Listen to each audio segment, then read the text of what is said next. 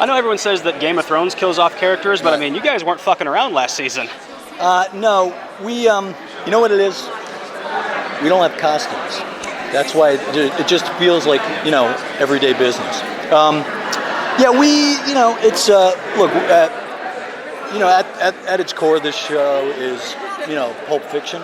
So that pulp violence is really part of it. That sort of epic Shakespearean level of storytelling is a signature of the show that allows us to go there, And, I was just telling somebody that I can honestly say that creatively, none of those deaths were done for the sake of killing off a character or to be sensational. That every one of those deaths, we got to it organically, and the impact of them moves the mythology on. So Opie, Clay, Tara, like all those things were needed to bring our hero to the next place, Now, the presentation of some of those deaths were pretty fantastic. Absolutely. But that's the magic of what we get to do. It's like, all right, here's the story. How can we tell that story the most interesting, sometimes the most absurd way possible? And as a storyteller, that's my job. My job is to engage you, is to excite you, is to freak you out, is to have you hate me. That's my job. So we get to do that. All right. Now, how was it for you to also bid goodbye to Otto last year? Because if you want to talk about a sensational death, that guy went out like crazy. That was so much fun for me. I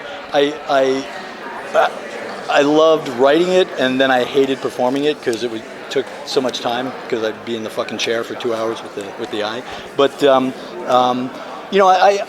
always had this. Otto was going to go out two ways: one, incredibly violently in prison, or electric, like getting the electric chair. And I was thinking about doing that for a minute, but then I felt that really that's not the show. Watching a guy fly in a chair with people watching him is not really what we do. Right. So I decided to go with the violence. That's fair enough. Now, our last question, because I know I got to let you go here. Yes, sir. As we move toward the end game here, and this is the highest-rated show in the history of the network. What do you think the legacy of Sons of Anarchy is going to look like? Maybe 5 years, 10 years down the road. Oh, that's a good question. I'd like to think that it is. We've carved out a little piece of television history.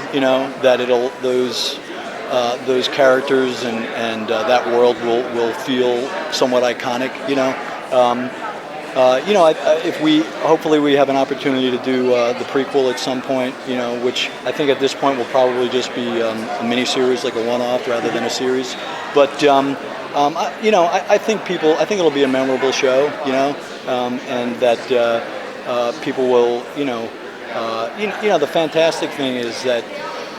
The show is international, so there are countries and cities that are just getting season one. Yeah. So it continues to live on. As we all sort of move on, there's other people just starting to engage and fall in love and all that stuff. So. All right. Well, thank you very much. We can't wait to see the last season. Appreciate it, buddy. Thank you.